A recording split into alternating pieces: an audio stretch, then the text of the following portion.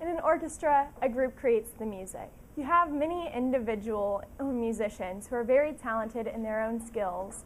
However, it is one group of individual musicians coming together to produce music by listening to each other and playing as they hear what their friends are doing. Now, there is no one soloist. Instead, there is one living organism made out of the entire collective of every orchestra member. I've noticed that the government is surprisingly similar. In the government, no one can be a soloist. Elected officials have to listen and work with their colleagues as well as their voters to make sure that the government is efficient, productive, and beneficial for everyone involved. Now, because of this, I have decided that I want to study public policy and see how I can better improve the government's efficiency and beneficial impacts to the people of my city and community. Eleanor Roosevelt once said, "It isn't enough to talk about peace. One must believe in it. And it isn't enough to believe in it. One must work at it." Now, I am not in ISM to study how to work at peace or to study how to believe in peace. Instead, I am here to study how people in government come together and take their different viewpoints and compromise to make sure that everyone believes there is peace within the community. Currently, I am working towards being able to climb the steps of Capitol Hill every day. But as for now, I climb the steps of Frisco High School every day to the ISM classroom, where I have discovered a passion for government. And this has inspired me to climb the steps of City Hall and learn how at the lowest level of local government, even this can impact the community in very beneficial and long-lasting ways. I am climbing the steps of Frisco High School in order to reach my dream, and here I can explore how government at all levels is beneficial to every community in my life. Throughout my first semester of ISM, I did independent research through articles, documentaries, and in-person interviews. And while all of this was going on, so was the 2016 presidential election. This election had political scientists, pundits, and general observers going crazy over it, as the rules of political science and government were almost flipped over themselves. I began to notice that I was in a changing era for government. However, through my research through secondary and primary sources regarding local and state government independent of the presidential election, I still noticed very common reoccurring themes. These are how voter apathy creates challenges in all levels of government, including local, state, and federal, as well as how different candidates and elected officials are working towards the new voter outreach efforts. In my elections with Mayor Pro Tem and City Council Place 3, Will Sowell, and my new mentor, Shauna Huffman, who is Frisco City Council Place 2, I learned about voter apathy, especially at the local level. From my interviews, I learned that roughly 5% of registered and eligible voters in Frisco turn out in municipal elections. This means 95% of people are staying home either out of apathy or ignorance to the elections that are actually happening. As I continued in my interviews to research why voters are so apathetic, I realized something that was happening at the federal level. Now, in the Democratic National Convention, I'm sure we can all remember when Barack Obama said, "Don't boo, vote." While these are very inspiring and very important words, they imply if you're mad about something, you should vote. If you do not like the status quo or the current candidates, you should vote for what you believe in. Now, I do fully support this quote. However, that roughly implies that 95% of Frisco residents are happy with the status quo. So the 5% voting regularly in municipal elections are mad about something, and they want to change the status quo. Now, to each his own, I respect the rights of these people voting in municipal elections. However, that means that a very small minority is voting for what they want, and the 95% of happy, content, please keep it the status quo Frisco residents are not doing anything to keep Frisco the way it is. And so voter apathy is changing the the makeup of our local government and puts it in an ideological division between who is governing and who is seeing the effects of the government. Along with this, I believe another reason for such widespread voter apathy, especially in Collin County, is due to the candidates themselves. Theodore Kim of Dallas Morning News reported in 2012 about the Collin County elections. In this, almost 0 Democrats ran for a county or state elected position. Now, Texas is incredibly conservative, and Collin County is even more so. However, there are Democrats as well as moderates living within Collin County borders. And so when they walked to the ballot, they saw there was a Libertarian candidate and a Republican candidate. And this Republican candidate was not a moderate Republican candidate, but a very far-right Republican candidate. While again, there is nothing wrong with the candidates themselves, a significant fraction of exiles who are either more moderate or more liberal than who were on the ballots felt excluded and saw no reason to vote for the lesser of two evils in their eyes. And so because they feel like whichever way the vote goes, they will still be unrepresented and unaccounted for, they don't vote because they see there is no good situation for them. Now, I believe that these almost predetermined and exclusive elections are contributing to voter apathy, because maybe that 95% of voters who aren't voting in municipal elections aren't happy, but they don't believe that the current candidates could make them happier. So you have the widespread voter apathy at the municipal and state level. Along with this, I researched new voter outreach approaches, especially how they target the other 95% not involved in municipal elections.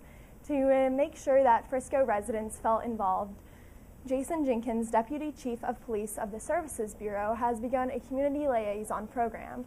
Now, this, in a few words, bridges the police to the people. What his program does is he brings together members of different racial, ethnic, and religious groups and has coffee or breakfast or brunch with them on a regular basis. This allows people to speak up for who they represent, whether it be racially, ethnically, religiously, or even just culturally. And so because of this community liaison program, you have more minorities in Frisco feeling as if their government and their government institutions respect what they are saying. I believe that the community liaison program and similar programs throughout the nation are working to counter voter apathy. And this is simply because if you feel like someone is listening to you, you're going to vote. If you see that by participating in brunches with the government officials and community leaders, then you'll know that they care about you and they will continue to work to make Frisco or whatever community you live in a better place. Along with this, at a more national level, I noticed that social media has become a changing rapid-fire agent of voter outreach. Now, in the Democratic primary, there was a split between the two candidates, between the more progressive Bernie Sanders and the more moderate status quo Hillary Clinton. One notable, specifically millennial difference I noticed between Bernie Sanders and Hillary Clinton is how they approach social media. If you watched Hillary Clinton's social media in the beginning and middle of the Democratic primary, you notice that she campaigned online like most candidates previously had. She gave you links to where you could support her campaign or buy a nice "A Woman Belongs in the White House" pillow. She also told you where you could sign up for attending her rally. While this was happening, Bernie Sanders was putting his positions on social media because he knew that 19-year-old voter isn't going to go to a local forum or check online when they don't know the link. They're going to be scrolling Twitter, and they're going to see his position, and that's how they'll know where he stands and know whether or not they agree with him. Bernie Sanders, simply put, met millennials where they were at. As Hillary Clinton noticed his success in doing this, she tried to create her own millennial identity, where she took viral jokes and tried to parody them to work with her, when millennials saw that as a cheap campaign trick that was insincere. And so because of this, how candidates approached millennials on social media greatly affected how the Democratic primary went out, since Bernie Sanders did it incredibly well, despite almost having no one know of him at the beginning of the primary. I believe that candidates, if they want to reach millennials, need to treat them with respect, but also need to see them where they are at. It's not okay to treat them as if they're as old as their parents and have the same views as their parents, because they don't. They're a completely different generation. But older elected officials can no longer see millennials as the teenagers and the children, because that's simply not the fact, with most being postgraduates in college and buying their own homes and apartments and starting their new lives. As I researched social media approaches and how that affected the Democratic primary, I became interested in further analyzing millennials and how they are interacting with their government. This led me to my original work, where I made a podcast called Meet the Millennials, and what I did in it was I analyzed 2 different political and policy phenomena and how millennials interacted with this and how the policy or the politics interacted with them in response, and what changes we would see with this, and my own proposal to hopefully make it a little better. Now, I first did millennials and political parties. After the presidential election, the Democrats were put in a place that they did not think they were going to be put in. They had to go through a soul-searching era, for lack of a better term. And this was because the Democratic Party tried to straddle over demographics that were not going to get along. The Democratic Party was confused as to whether it should continue being the party of the people, the party of the blue-collar, working-class America, or whether it should be the party of the technocratic, diverse, socially progressive millennial who most likely will never work in a factory or live in a rural area. And so because the Democrats tried to appeal to both sides, they were not able to make both sides happy. And so, despite this, millennials are still heavily gravitating towards the Democratic Party. Almost more than half voted for Hillary Clinton, and Donald Trump saw less millennial youth turnout than Republican candidates have in years past, and that is accounting for it in percentages, judging that more millennials were able to vote in this election than they have in previous years, since they are still aging to the voting age. So because they are gravitating towards the Democratic Party, we are able to analyze and see that millennials are socially liberal. Since most have not had to buy a house yet or start their 401k, they are not so interested in economic issues. Instead, they're interested in social issues and how we can make society a more accepting and diverse community. But despite their gravitation to the Democratic Party is still in its soul-searching era, where they are trying to decide whether to be blue-collar, working class, or to be the white-collar millennial and take a stance on social issues before they take a stance on economic issues. While I talked to my mentor about this, as well as many other topics, I noticed that education policy was something often overlooked by millennials and pundits analyzing the millennial generation in politics.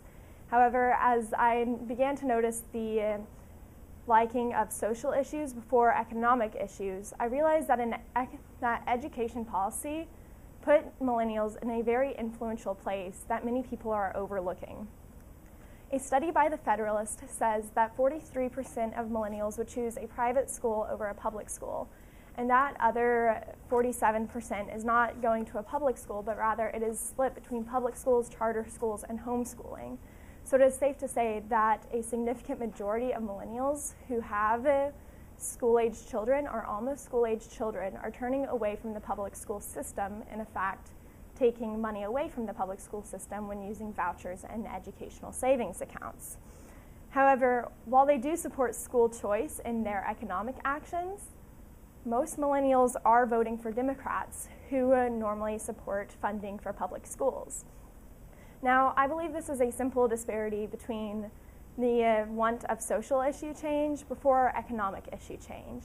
Since millennials are so focused on social issues and progressive actions, they are neglecting the economic impacts of their actions and reactions to government. Along with this, I believe that they are neglecting what the future of their actions is. And so since they are not accounting for their economic actions in their voting, we may see an economic downturn due to their education policy actions and reactions. Along with this, compared to previous generations, less millennials become teachers out of college, and those that do are only staying in the schools for 2 to 5 years before changing over to another sector or taking up a new job. And so because of this, I believe that millennials believe that the education system has failed them. This is due to high hikes in tuition if they went to public colleges, or movements similar to the Frisco TRE failing in their districts. since millennials have been in an era where public schools have continuously faced budget cuts and higher tuition for those in university, they see no reason to invest their children's education in a failing public school system. They see no reason to base their income and their livelihood as a teacher where they believe that they will not be treated as their friends in the private sector are treated. And so because of this, you see millennials abandoning government education policy programs. However, there is a huge problem with this when they do not vote for people who support their actions. And so you see a very mad but a very liberal group who is not necessarily always voting to either ease their anger or to enforce their liberal progressive ideas.